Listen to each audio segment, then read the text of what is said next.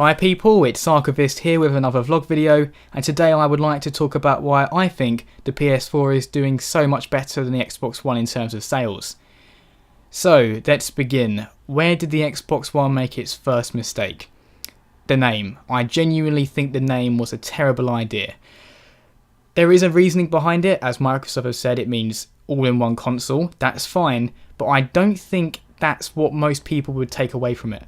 Last Christmas, you have to bear in mind, there'll be lots of parents going out to the game shop, whatever, looking for their next console for their kids. They haven't specified, they've just said, oh, I want one of the new consoles. And they go to the shop and they see something called the PS4 and one thing called the Xbox One. Now, if you're an uninformed parent, you're probably just going to go with the PS4 because of the name. I know it sounds simple, but trying to appeal to some people that are not well informed, those are the kind of mistakes that will happen. So I think that was their first mistake.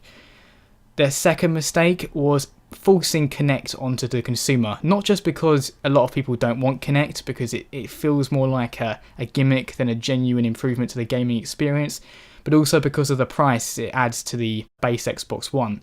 I'm sure it could have been far more competitive with the PS4 if they hadn't or pretty much forced you to use the Kinect.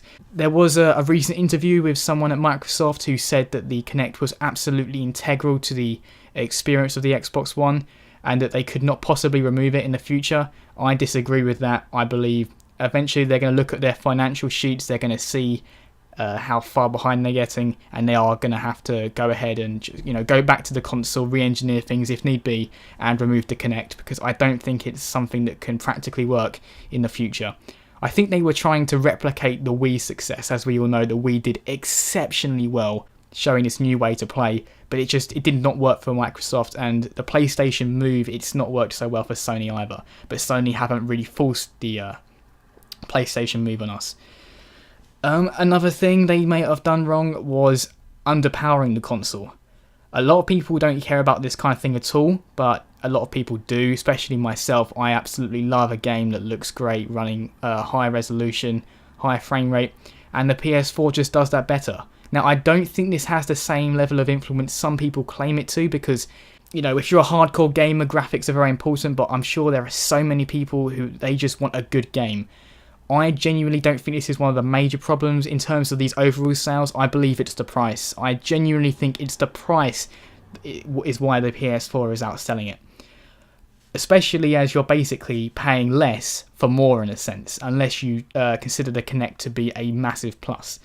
I'd be wrong if I was saying Microsoft had done wrong, completely, because according to this article I'm looking at, both the Xbox One and the PS4 have sold considerably better than their predecessors, so the Xbox 360 and the PS3. I would put that down to just the markets encompassed a larger audience rather than the consoles, being made so much better than before. Of course, one factor that a lot of people have called to is that originally Microsoft were going to go ahead with that DRM thing, and they managed to piss off a lot of people by doing that. I'm sure that has affected sales on some level, but I don't think it's one of the main factors, honestly. I don't think that many people are principled. A lot of people like to claim that that kind of thing would stop them from buying a console or any gaming product, but it wouldn't. One of my favourite examples of something like that was when Left 4 Dead 2 was released, and a lot of the fan base were very annoyed at Valve for releasing the sequel so soon after the original, and there was this massive boycott, and people actually found out that the people boycotting, almost all of them bought Left 4 Dead 2 anyway. So I don't really put faith in people's words when it comes to those sorts of things. So I don't think their original blunder was the biggest reason for this loss in sales. I do wonder though, can the Xbox One recover? And I think yes, it can. If they get enough good games behind them, then it could easily just, come back up on top over the PS4. The PlayStation 4 at the moment and the Xbox One are limited in terms of games. They've only just been released, that's just natural. The big hitters on both, I'd say the PS4 one would be Infamous Second Son, and the Xbox Ones would be Titanfall. One massive advantage the PS4 has there is that Titanfall can be played on the PC. Someone like me who may have actually bought an Xbox One purely to play Titanfall instead says, well, why not play it on the PC, get better graphics, a system I'm familiar with. If Titanfall was to be the big hit that Microsoft wanted it to be, I think they would have had to limit it exclusively to the Xbox One, like a true exclusive, you know, not on PC, not on Xbox 360. We did see that suspicious move where the 360 version of Titanfall kept being delayed, and a lot of people have thought, well, do you think they were doing that to see if they could force people to go out and buy an Xbox One because they're growing impatient? Yeah, that's definitely possible. All I'm going to say is I'm glad they didn't do that to the PC version, because that would have been very annoying.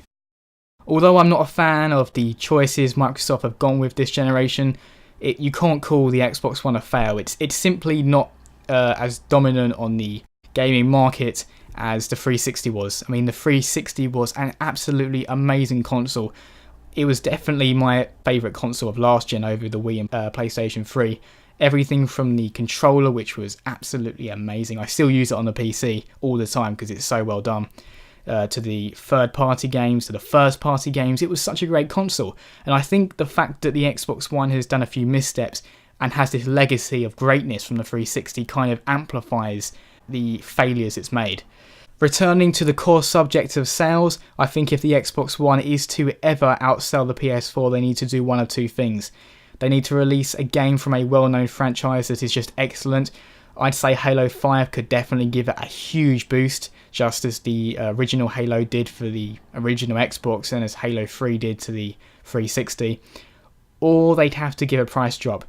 Perhaps by disconnecting the Kinect from the bundle, or just finding a way of bringing production costs down so they can just bring a general price drop.